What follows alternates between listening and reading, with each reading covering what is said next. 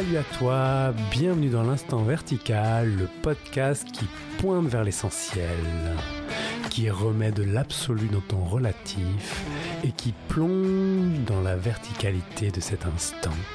Installe-toi confortablement, ouvre grand tes oreilles et laisse-toi inspirer par l'épisode qui va suivre. Si tu aimes l'émission de l'Instant Vertical, si tu aimes ce podcast, je t'invite à venir me soutenir via des dons financiers sur la plateforme Tipeee afin que la qualité et les sujets puissent perdurer. Tu trouveras toutes les infos en description. Si le cœur t'en dit, c'est le bienvenu. En attendant, je te laisse à l'épisode qui va suivre après un court instant de silence.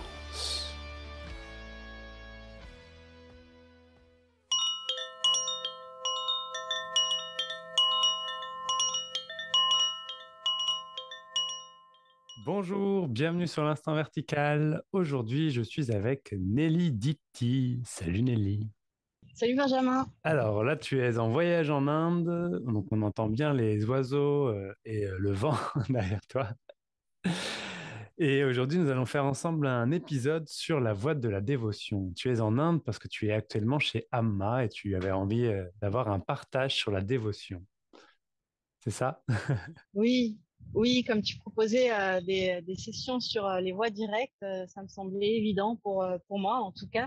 Ce qui résonne dans mon cœur, c'est la voie de la dévotion qui ouvre le cœur et qui permet de trouver cet amour. Ça marche. Et je te présente en quelques mots, tu complètes si besoin. Du coup, on va utiliser un gros mot, mais tu es une dévote d'Amma. C'est toi qui l'as dit, donc je peux le dire. Tu es une dévote d'Amma. Et voilà, tu suis la voie de l'amour selon la voie d'Amma. Voilà, de rentrer dans une expérience directe d'amour, du concret. Donc, en ça, c'est vraiment la voie de la dévotion. Et d'ailleurs, ton nom, Nelly Dipti, c'est ton nom en tant que dévote d'Amma. Ça va, tu veux rajouter quelque chose? C'est parfait, c'est parfait. Ça veut dire quoi, Dipti? Dipti, c'est la lumière en fait. Dipika, c'est la lumière qu'on allume le soir au crépuscule pour montrer justement la lumière de la conscience qui chasse les ténèbres en fait. Et on l'allume et on fait des rituels comme ça le soir à la tombée de la nuit. Et donc voilà, Dipti, c'est cette lumière qui brille dans l'obscurité. D'accord. Alors, première question pour aborder cet épisode sur la voie de la dévotion. Voilà, qu'est-ce que ça veut dire pour toi la dévotion? Qu'est-ce que c'est la dévotion? La dévotion, c'est ça, c'est l'expérience directe de l'amour. Et en effet, dans la voie non duelle, ça peut paraître un peu complexe parce que la dévotion, ça veut dire la dévotion à vers quelque chose. Donc, on croit qu'on s'éloigne de l'unité, mais en fait, c'est pour mieux retrouver cette unité. D'ailleurs, Amma, elle parle de ça dans ses enseignements. Elle dit que au début, le mental, il peut pas imaginer Dieu, il peut pas imaginer le sans forme, il peut pas imaginer l'absolu. Le mental, il a besoin d'un support concret au début qui lui parle pour arriver petit à petit à accéder à la subtilité de l'être, du soi.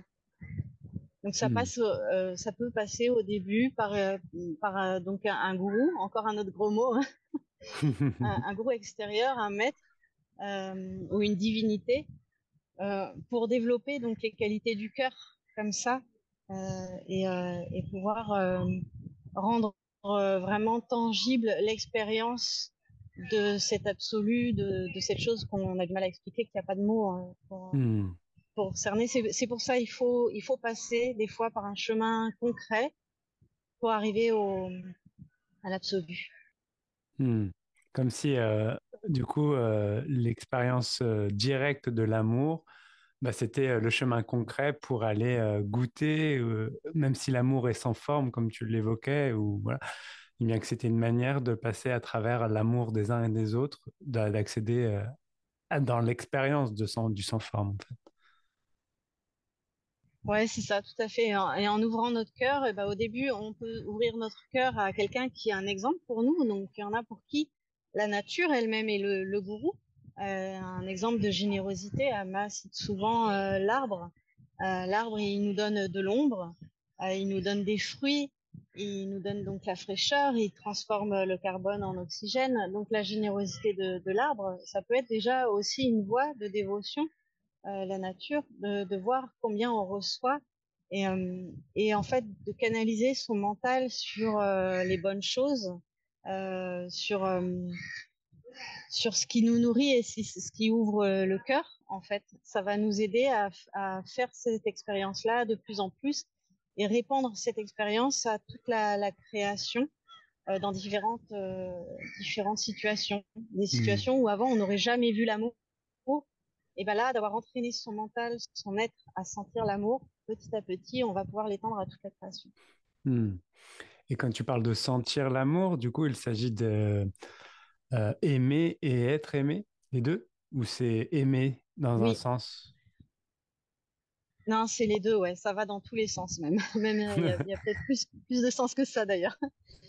Mais c'est ça, c'est aussi recevoir, quoi. On nous dit souvent, même dans la Bible, ils nous disent, soyez une coupe pour recevoir. Euh, donc c'est ça, et c'est une fois que cette coupe-là est pleine qu'elle va pouvoir donner en abondance. Elle n'a plus besoin de rien pour elle, elle est déjà pleine.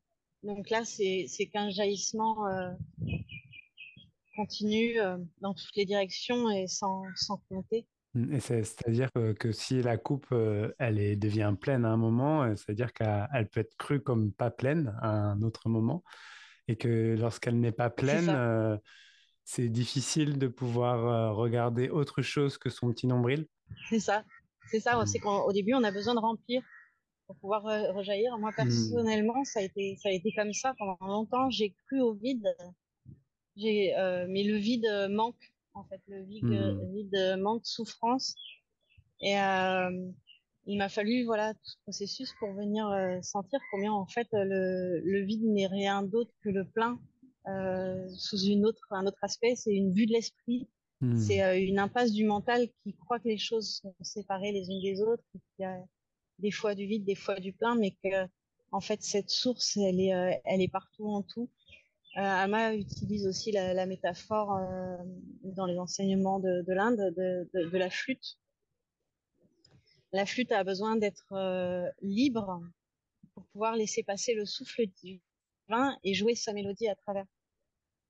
Euh, voilà, Mm. c'est une belle métaphore et j'aime beaucoup parce qu'on est tous ces flûtes-là euh, et, euh, et on peut laisser tous passer cette mélodie, ce souffle divin pour chanter notre propre mélodie. Et... Mm.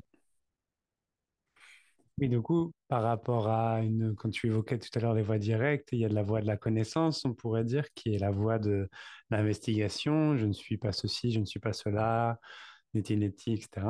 La voie d'amour, au contraire, c'est de reconnaître que tout est Dieu, que tout est amour, que tout est là, et que c'est une voie voilà, c'est une voie pleine, plus qu'une voie du vide. Est-ce que ça te parle, si je pose ces mots-là? Ça me, ça me parle, mais après, j'exclus pas le reste parce que il y a aussi l'expérience du vide, en fait, comme disait Hmm. Nisargadatta, Mhm. quand je suis rien, c'est la sagesse, et quand je suis tout, c'est l'amour. Et ma vie s'écoule entre les deux. Donc, même dans la voie de la dévotion, on peut sentir ce vide. C'est justement dans la dévotion, il y a beaucoup de bhajans chantés à Krishna où les gopis se morfondent réellement de ne pas avoir leur amoureux, leur Krishna tant aimé qui irradie comme ça, qui joue avec elles. Elles se morfondent et elles sentent la, le feu de la séparation intensément. Et chez moi, c'est un peu ce qui s'est passé. C'est aussi ce qui s'est passé en apparence chez Ama dans sa sadhana. C'était de sentir le feu de la séparation, donc du vide, pour, euh, pour aller au fond du fond du fond du fond, pour voir qu'au fond du fond du fond du fond, il y a ce tout-là, justement. Hmm. Donc, des fois, c'est nécessaire de passer par le vide pour trouver le plein. Hmm. Et vice-versa, on peut être plein et aller au-delà et voir que tout ça n'est rien non plus, quoi. Hmm. Du coup, c'est le sutra du cœur, le, le vide et le plein. Le vide Ah et oui, la forme et la non-forme, c'est la même chose. C'est le sutra du cœur ah, dans le bouddhisme, qui est du coup un sutra central. Et tu parlais du coup de bhajans tout à l'heure, donc les bhajans qui sont des oui, chants c'est vrai, c'est dévotionnels. ça. Comment s'articule la pratique dans la chante de la dévotion selon la manière dont toi tu vis la dévotion? Ah bah après, ça dépend des moments. C'est passé par plein de phases. Euh, Bah là, la dévotion, c'est de faire du seva, donc de travailler, que ce soit en Inde ou en France. C'est servir en fait, servir la création, le créateur et la création qui sont un. Et c'est sourire, c'est c'est aimer, c'est voir là où il y a encore des vasanas, donc des résidus de d'illusion, de séparation, donc de non-amour, parce que ben c'est pas toujours tout nickel d'un coup comme ça. Il y a des fois des petites tendances qui remontent et c'est sourire à tout ça. Moi j'aime beaucoup parce qu'à l'ashram Dhamma justement c'est un très bon endroit où c'est comme si elle tournait un peu le bouton un peu plus fort pour voir un peu plus encore ce qui reste Hmm. à voir et à aimer. Et donc on voit clairement le jeu, la lila, la maya qui sont à l'œuvre. Et c'est très rigolo parce que c'est comme une pièce de théâtre pour moi de voir tous ces jeux là qui se créent et, euh, et j'aime beaucoup. Là où avant il y aurait eu culpabilité, drame, histoire, patati patata, maintenant il y a du sourire, il y a du rire et puis vraiment comme un jeu quoi. Hmm. Alors comment ça se vit sinon il y a plein de possibilités. Moi, c'est ce que j'aime à l'ashram Dhamma, c'est qu'il y a plein de possibilités d'être dévoué vers ce soi tout le temps. En fait, c'est plus facile à l'ashram d'être tourné vers le soi, que dans le monde ordinaire. Ça, on est bien d'accord. Et pourquoi ça? Euh, Pourquoi ça? Ben déjà, il y a une atmosphère, comme dit Hmm. Ama. Je la cite beaucoup, hein, normal. C'est le sujet. Voilà, quand on visite une entreprise de parfum, même si on ne touche aucun parfum, il restera des résidus de parfum sur nos vêtements, dans nos Hmm. cheveux, sur notre peau. De la même façon, si on visite une entreprise de charbon, même si on ne touche à rien, on va ressortir avec des morceaux de charbon, des particules de charbon Hmm. sur nos vêtements, sur notre peau. Et donc, l'influence de l'environnement a un effet sur ce que l'on est, mais dans le manifesté, on est d'accord. Hmm. Ça Hmm. n'atteint pas le soi, on est bien d'accord. Hmm. Mais des fois, il y a besoin comme ça, et puis ça peut être un jeu aussi. Hein. Moi, franchement, c'est par plaisir, quoi. Là, il n'y a pas de recherche, c'est par plaisir que je suis là. C'est Hmm. ouais, pur plaisir. Parce que c'est bon de partager ça aussi. Tu vois, c'est génial. Moi, je trouve qu'en France, la non-dualité pris toute cette place, de pouvoir partager tout ça. Mais c'est génial aussi de le vivre en concret dans une communauté où on mange ensemble, on chante ensemble le soir, on fait des pratiques ensemble, comme du yoga ou des récitations. Et on fait du travail ensemble. Euh, et ça, ouais, j'aime beaucoup. Et il y a même aussi des enseignements sur l'Advaita Vedanta, euh, donc la non-dualité indienne. Il y a tout un tas de choses, quoi. Hmm. Et ça, c'est ce que tu évoquais tout à l'heure en intro. Tu disais que parfois c'était incompris par les gens qui avaient des pratiques non duelles, enfin, qui, pas une pratique non duelle, mais qui avaient un état d'esprit ou une voie non duelle qui, c'était leur manière à eux d'entrer dans la connaissance. Et tu disais que c'était pas forcément compris la dévotion. Est-ce que tu pourrais en dire plus? Oui, il y a une croyance, je pense, des fois, en tout cas, moi, j'ai rencontré ça là dans mon voyage, des personnes qui croient que quand on a réalisé le soi ou quand on a eu des expériences d'éveil, tout ça, on n'a plus besoin de la dévotion. Apparemment, pour certaines personnes, la dévotion ne serait qu'un chemin.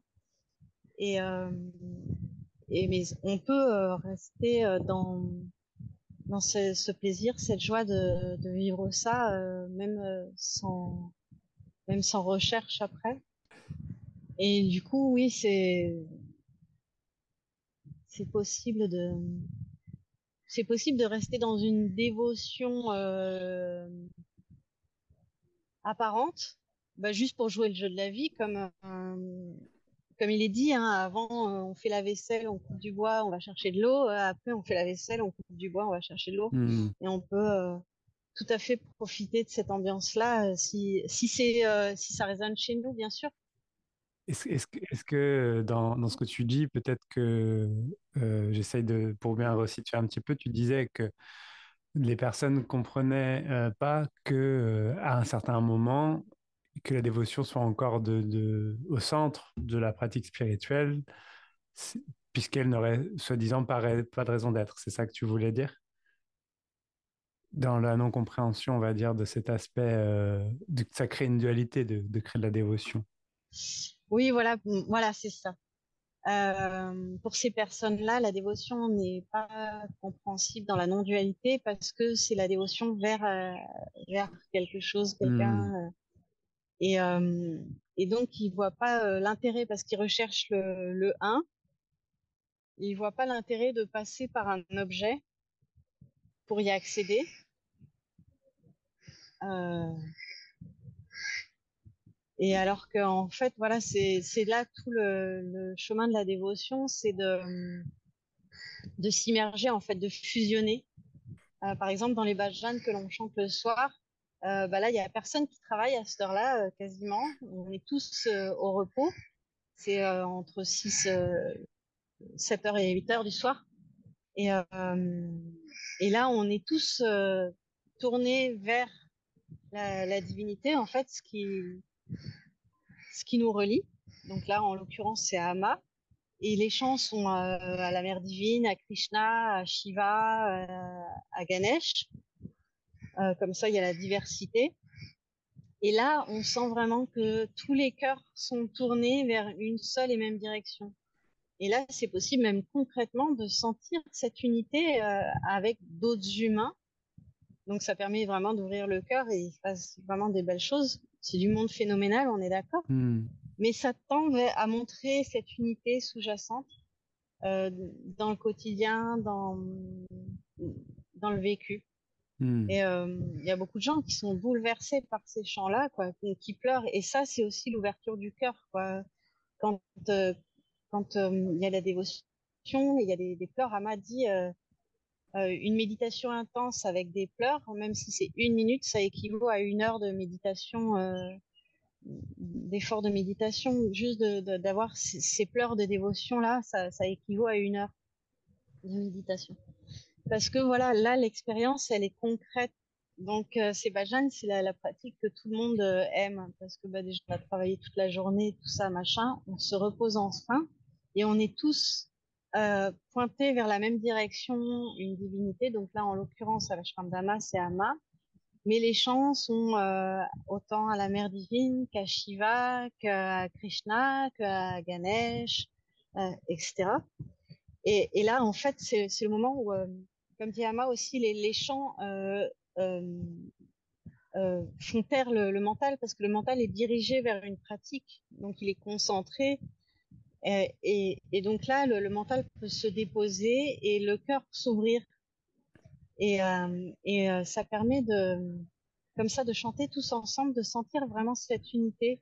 Alors c'est une expérience incarnée, on est d'accord, mais ça pointe vers cette unité que, que l'on est tous, qui est le fondement même de tout cela. Et donc, quand on est en recherche, ça pointe vers ça. C'est un moment où on peut percevoir Hmm. cela.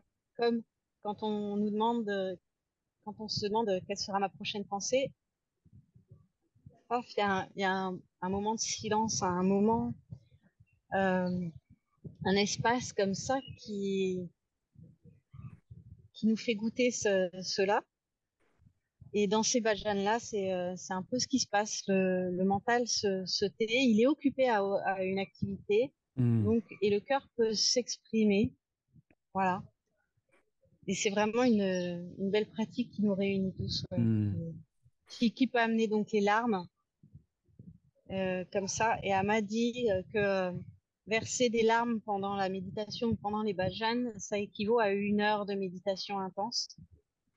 Voilà, c'est une voie vraiment directe pour toucher, pour se laisser traverser justement, se laisser traverser par cette Hmm. présence.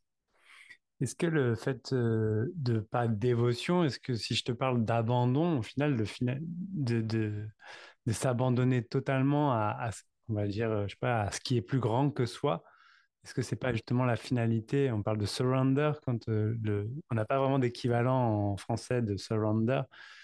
On pourrait dire se rendre, voilà, mais c'est pas exactement la force du mot en anglais surrender. Est-ce que s'abandonner totalement, de cesser quelque part de lutter n'est pas la finalité de cette voie du cœur, au final, de cette voie de l'abandon? Ouais, exactement, tu as tout dit, Benjamin. Je te remercie de parler de ça. Surrender, c'est un mot qui est très cher à mon cœur et en effet qui n'a pas d'équivalent en français. C'est c'est se rendre, mais par amour, pas par dépit. Et Hmm. c'est s'en remettre totalement. Donc, c'est laisser en effet ce flux de vie, cette présence totale nous traverser comme dans la flûte, quoi. Laisser cela nous traverser, faire son œuvre telle qu'elle le veut, parce que notre mental ne peut pas appréhender ce qui est bon, ce qui est pas bon, alors que la vie, elle sait très bien ce qu'elle fait. Comme dirait Pierre Le Guillemets, l'oiseau fait son nid sans pourquoi. Il le fait, c'est tout, quoi. Et on laisse cette énergie de vie se faire, quoi. Hmm, hmm. Et c'est ça qui est beau et qui est bon. En effet, comme tu dis très bien, il n'y a plus de résistance, il y a que la vie à l'œuvre. Et c'est là où on peut vraiment goûter la joie, quoi. Parce il y a plus quelqu'un pour faire ou pour agir ou pour porter la raison du pourquoi, du comment. Tout ça, c'est mis de côté. Il n'y a que le goûter de, de ce qui est proposé. Bah, des fois, au menu, comme ici, j'aime beaucoup ça. On n'a pas à réfléchir 10 000 fois qu'est-ce que je vais faire à manger. Il y a un menu où on a le droit de choisir entre tel plat ou tel plat. Mais le but, c'est pas d'être complètement satisfait dans les sens. C'est de vivre ce qu'il y a à vivre et puis d'observer et de laisser danser tout ça. Hmm. Comme les feuilles au vent, comme les vagues sur la plage. Merci Nelly. Est-ce que tu trouves que parfois les personnes qui sont dans une démarche non duelle retrouvent à dire à plusieurs choses? Parce que j'ai senti plusieurs fois quand je te posais des questions, comme si tout d'un coup ça disait oui, mais du coup comme s'il y avait besoin d'une justification à devoir le faire parce que oui, bah, c'est de la dualité ou c'est comme ça, comme si les personnes qui avaient une tendance, on va dire, à être dans une observation, etc., reprenaient un peu tous les mots, voulaient à tout moment trouver le sens, etc., et que du coup il y a une sorte de trouver une légitimité en termes de faire, de suivre une voie de la dévotion, dans le sens où de plonger pleinement dans l'expérience personnelle, au-delà des concepts au final spirituels que pourraient prôner, on va dire, des voies de l'ordre de l'Advaita. Ouais, alors c'est vrai que bah, moi, c'est la voie que j'aime parce que je la suis et que j'y trouve mon compte. Après, c'est OK. Je pense qu'il y a des impasses un peu dans toutes les voies aussi. Il y a des Hmm, impasses. Donc, dans la voie de la connaissance, en effet, ce serait de devenir un perroquet, de réciter une leçon apprise et que ça n'ait rien de concret dans notre vie, hmm, quoi, que ça ne change rien. Là, la voie de la dévotion, quand même, ce que ça a de concret, c'est qu'après, enfin, en tout cas, je parle pour moi, en intégrant l'amour, bah, après, ça rejaillit dans le quotidien. C'est-à-dire que si quelqu'un me parle mal, et ben, ça va réagir moins facilement, quoi. Parce que hmm, j'aurais développé cette attitude du cœur. Et aussi, ce que disait quelqu'un récemment, c'est que dans la voie de la dévotion, en effet, encore une fois, comme tu disais, c'est de l'expérience concrète, c'est-à-dire que les écrits sont valables pour des temps donnés. Euh, et là, d'avoir un maître, un mahatma, une grande âme, comme on dit, ou un gourou, celui qui amène de l'ombre de l'obscurité à la lumière, eh bien, ça va être vécu concrètement dans chaque domaine de la vie. À chaque instant, on va amener cette lumière de la présence par plein de petites circonstances, tout ça. Et alors que bah, ça peut, en tout cas pas forcément, hein, il n'y a pas de règle, mais de mon expérience bien sûr. Euh, Alors que les écrits, on voit bien en fait, les écrits sont faits pour un temps donné, pour certaines populations. Donc le Coran pour une certaine période, la Bible pour une certaine période. Là, la chance d'avoir un Mahatma auprès de soi, c'est vivre les Écritures dans chaque action du quotidien. Donc c'est une expérience bah, pour moi très directe. Ah, mais après, je sais, j'adore les livres et tout ça, toutes les Écritures. J'ai vécu aussi des grandes expériences de dévotion aussi, par exemple avec l'autobiographie d'un yogi, au début, qui était aussi, je vivais concrètement l'enseignement, par exemple, de ce livre-là. Il se passait vraiment des choses, quoi. J'avais la sensation qu'il était là et que je pouvais lui Hmm. parler.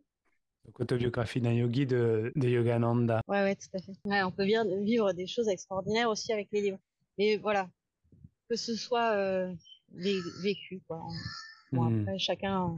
Est-ce que on peut dire que enfin, c'est quelque chose que moi j'ai ressenti aussi à travers les échanges. Tu vois, par exemple, tu dis que gourou, c'est un mot galvaudé qui fait peur, notamment en Occident. Et du coup, c'est plus la dévotion qui fait peur au final. Et en quoi ça fait peur pour toi la dévotion à l'occidental telle qu'elle est imaginée, on va dire? Qu'est-ce qui fait peur? Ouais, c'est cette notion d'être manipulé, d'être instrumentalisé et de ne plus avoir de libre arbitre, de volonté personnelle.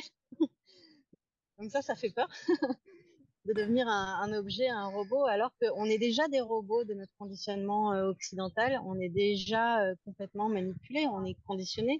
Le cerveau et tout ça est formaté à fonctionner d'une certaine façon. Comme quand j'étais jeune, j'avais réfléchi sur la voie, les bouddhistes, voilà, qui vont à l'école bouddhiste dès 3 ans. Et je me disais, mais c'est du formatage, quoi. Oui, mais c'est du formatage. Pourquoi? Pour trouver la libération. Alors, c'est ça. Est-ce qu'on veut être formaté à consommer ou est-ce qu'on veut être formaté à aimer? Chacun choisit, hein. On peut choisir tout. Puis on peut passer de l'un à l'autre, hein. C'est aussi une voie que tout essayer, hein. Mhm. On dit bien, il y a plusieurs chemins sur la montagne, mais le sommet, il y en a un. Donc, Mhm. tout est OK. Et cette peur du formatage aussi, c'est peut-être aussi parce qu'il y a des personnes qui ont clairement abusé, on va dire, de la dévotion des uns et des autres.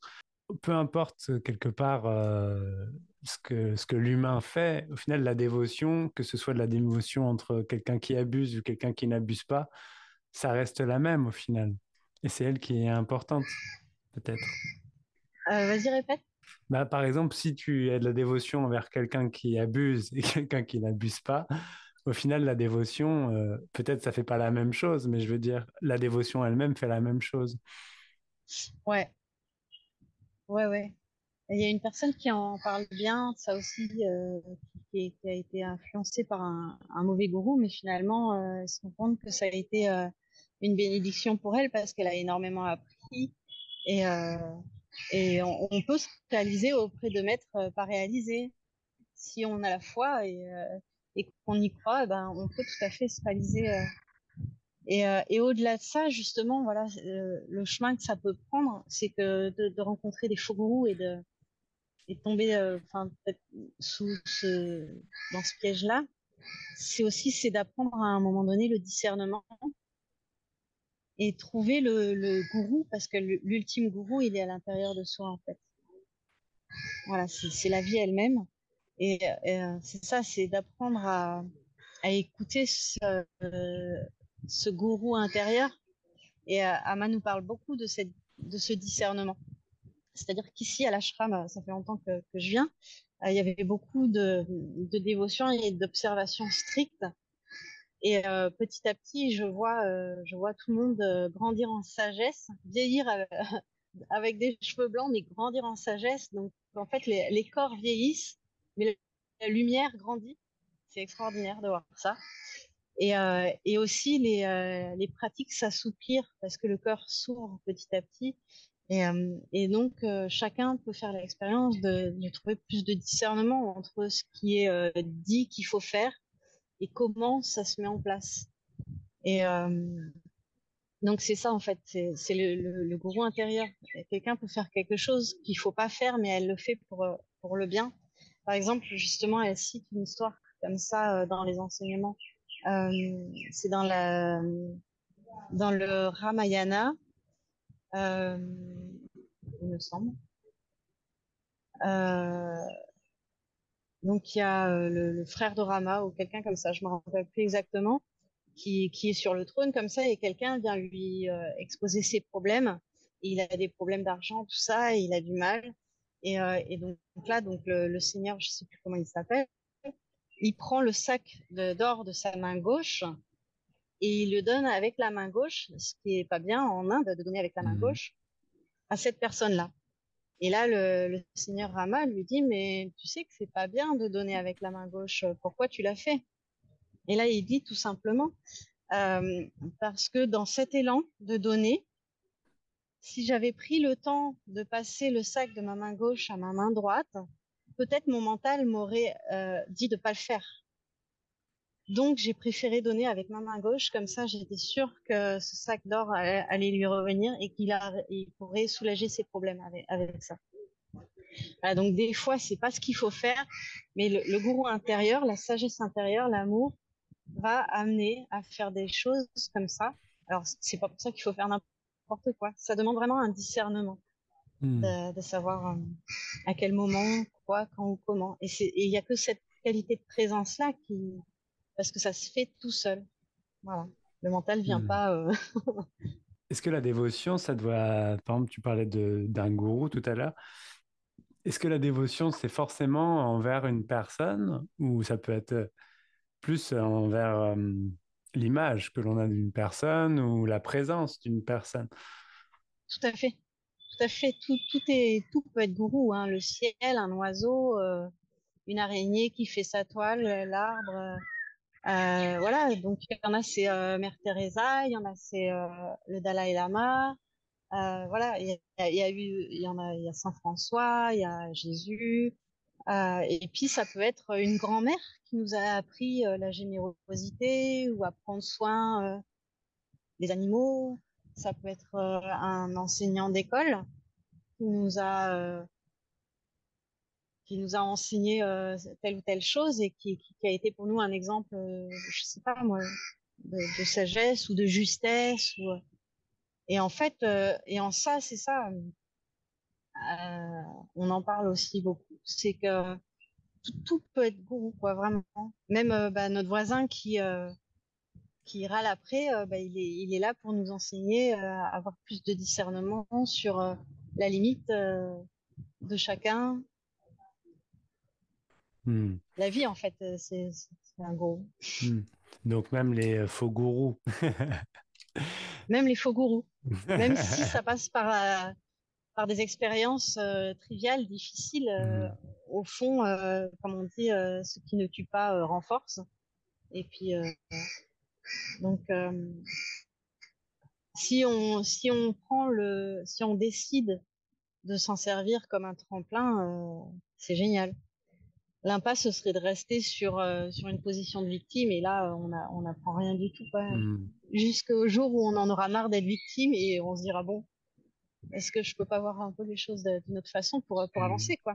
Hmm. J'aimais bien, j'avais un prof qui disait, les croyances, c'est comme les chemises, il faut les changer avant qu'elles soient sales.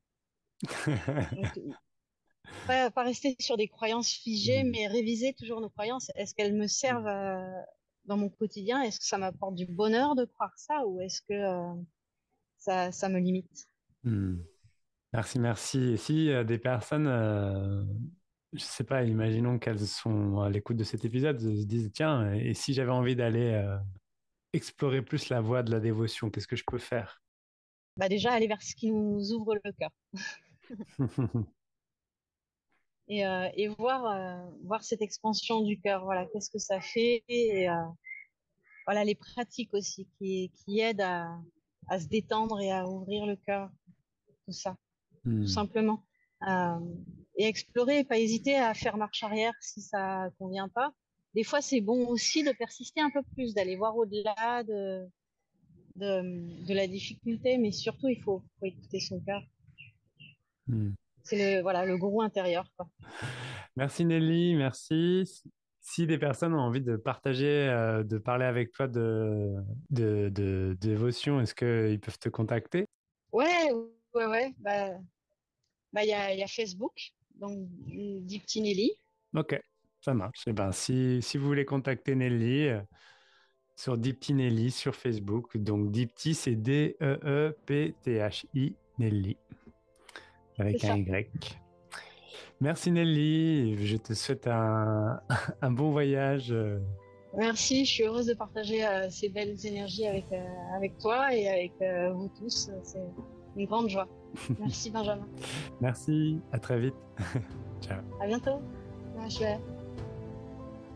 Merci beaucoup de votre écoute. J'espère que vous avez pu apprécier la qualité de cet épisode. Retrouvez dès à présent l'émission L'Instant Vertical sur les réseaux sociaux, Instagram, Facebook et YouTube. Partagez cet épisode, commentez, faites-moi le maximum de retours, ça fait toujours plaisir.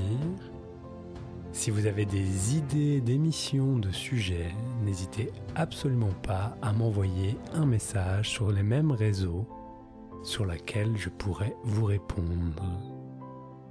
Si vous voulez soutenir cette émission, vous pouvez également faire un don financier via la plateforme Tipeee qui va permettre de pouvoir faire tout ce que l'on peut faire lorsqu'on est soutenu financièrement, continuer, donner du temps, mettre de l'argent dans du matériel et faire tout ce qui est cool avec du soutien. Vous avez toutes les infos en description. En attendant, je vous souhaite une belle semaine et je vous invite à savourer pendant quelques instants cette verticalité. Ciao.